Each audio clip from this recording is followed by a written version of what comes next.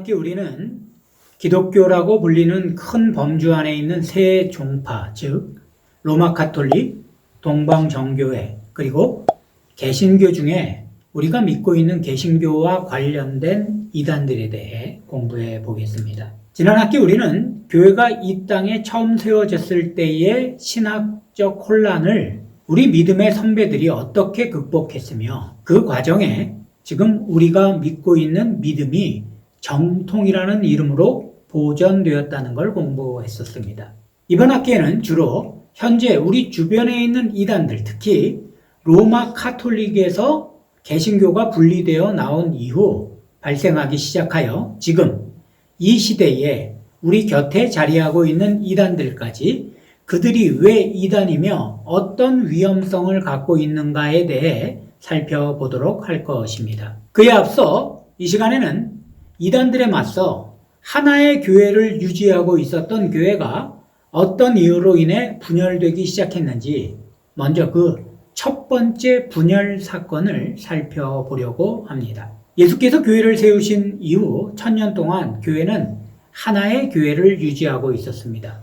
지난 학기 말씀드린 대로 교회가 세워지던 초기부터 교회가 제대로 된 어떤 조직이나 제도를 만든 것이 아닙니다. 사도들은 그저 예수님 명령대로 이것저것을 다니며 복음을 전했고, 그러다 보니 자연스럽게 만들어진 성도의 모임이 교회가 된 것이죠. 물론 사도들을 도와 복음을 전하는 책임을 맡은 사람들이 있었고, 이런 사람들이 자연스럽게 사도들의 권위를 계승하게 되었습니다.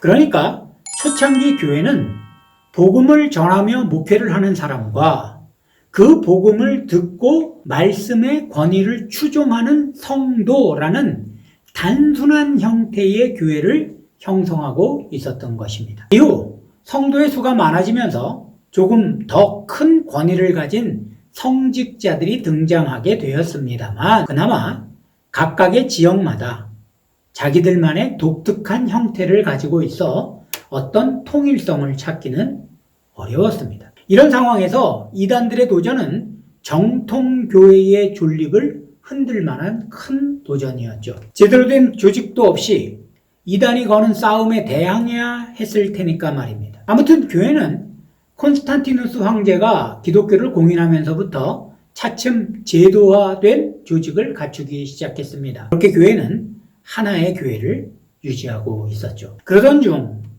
로마 제국이 330년 로마에서 지금 이스탄불이 된 콘스탄티노플로 수도를 옮기게 되었고, 이후 이곳이 정치와 종교의 중심 무대가 되었습니다.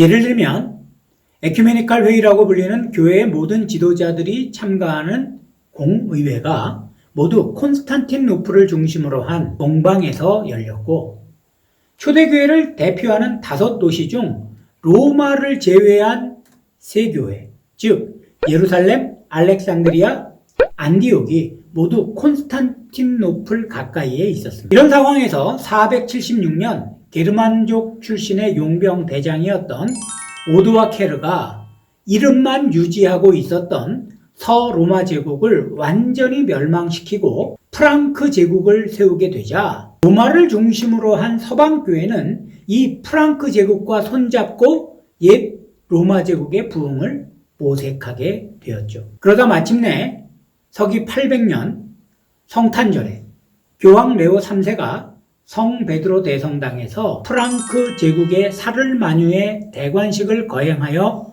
새로운 서로마 제국의 황제로 세우므로 비잔틴 제국이라고 불리는 동로마의 교회와 서로마 교회 모두 각기 독립적인 정치 권력과 손을 잡게 되었습니다. 이런 상황은 두 교회 사이의 주도권 문제에도 영향을 미치게 되었죠. 서방교회는 원래 베드로와 바울이 순교한 로마가 교회의 중심이므로 로마 교구의 수장이 갖는 수위성, 즉 로마 교황이 모든 교회를 대표한다고 주장하였고, 이에 대해 동방교회는 앞에서 밝힌 예루살렘 교회를 비롯한 중심적인 5교회의 총대 주교들이 모두 동등한 권위를 가지되 로마의 현재 수도인 콘스탄티노플 교회의 수장이 5교회 중 가장 우선적인 권리가 있다고 주장하였기 때문입니다. 이렇게 서로마에 있는 교회와 동로마를 중심으로 하는 교회는 점점 분열의 길로 치닫고 있었습니다. 하지만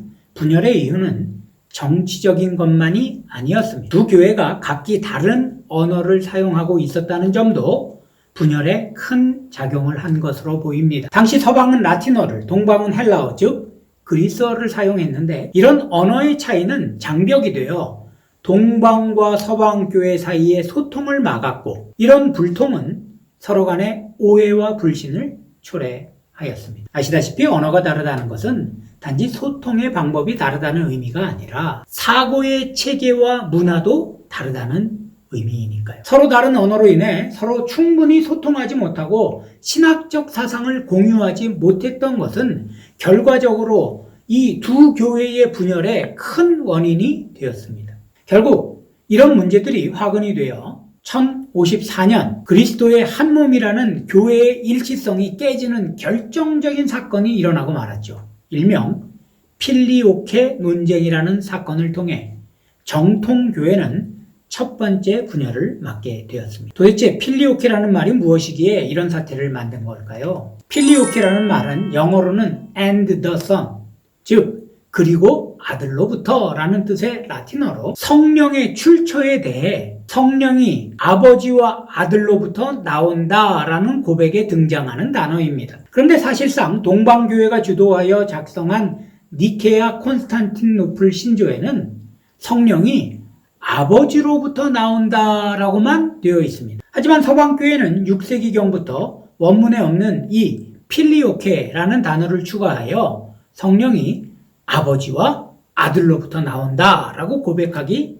시작했던 거죠. 문헌상으로는 589년 스페인 톨레도에서 열린 공의회에서 이 필리오케라는 단어를 삽입할 것을 결정했음을 확인할 수 있는데 이후 서방교회는 자연스럽게 이 필리오케라는 말이 들어간 신조를 사용한 것으로 보입니다. 이에 대해 동방교회는 무엇보다 동서방의 전체 교회가 공식적으로 승인한 신조를 서방교회가 아무런 논의도 거치지 않고 마음대로 변경했다는 사실에 분개했습니다. 그러면서 성령이 만약 아버지에게서 나오는 것이 아니라 아들로부터로도 나오는 영이라면 성령을 삼위일체가 아닌 종속적인 위치로 전락시키는 것이 되므로 이단적 사상이 되는 것이라고 강하게 비판하였습니다. 하지만 서방교회는 성자가 성부와 동일 본질이라면 성령은 성부의 영인 동시에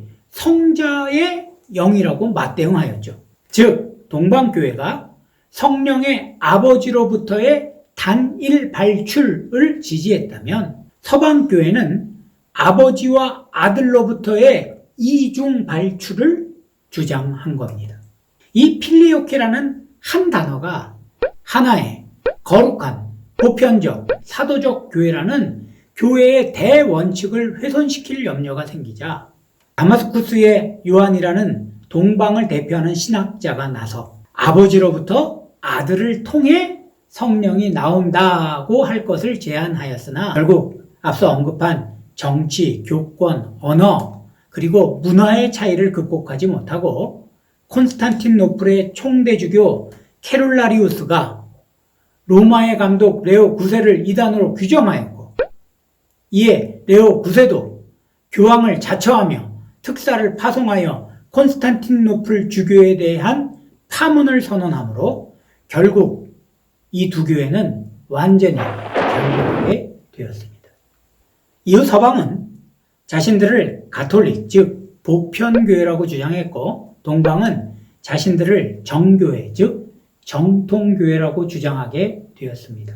하지만 분열된 교회에서는 어느 한편도 보편성도 정통성도 독점할 수 없는 것이 아니겠습니까? 이후 1세기가 지나 제4차 십자군 전쟁 당시 서방교회에 속한 나라들이 성지인 예루살렘을 탈환한다는 본래의 목적에서 벗어나 콘스탄티노플을 점령하고 약탈과 살육을 벌이므로 이 두 교회는 결코 돌아올 수 없는 강을 건너버리고 말았습니다. 이렇게 서로를 이단으로 정죄하고 등을 지게 되었습니다만 지금은 이 두 교회와 우리 개신교까지 포함한 세 교회 모두를 정통교회의 범주로 봅니다. 교회 분열은 분명 안타까운 일입니다. 그러나 정통 안에서 서로 다름은 정죄의 대상이 아닌 기독교라는 유산의 풍부한 다양성을 드러내는 일로 받아들여져야 합니다. 물론 그 대상이 정통이라는 범위를 전제로 할 때 말이죠. 아마 예수님께서 다시 오실 때까지 정교회와 가톨릭 그리고 우리 개신교가 다시 하나의 교회를 이루기는 어려울 겁니다. 하지만 각자의 다름을 인정하고 각자의 전통에 최선을 다할 때 오히려 정통의 유전자는 그 다양성으로 인해 더욱 강해져 풍성한 열매를 맺게 될 것입니다. 오늘 강의는 여기서 마치겠습니다.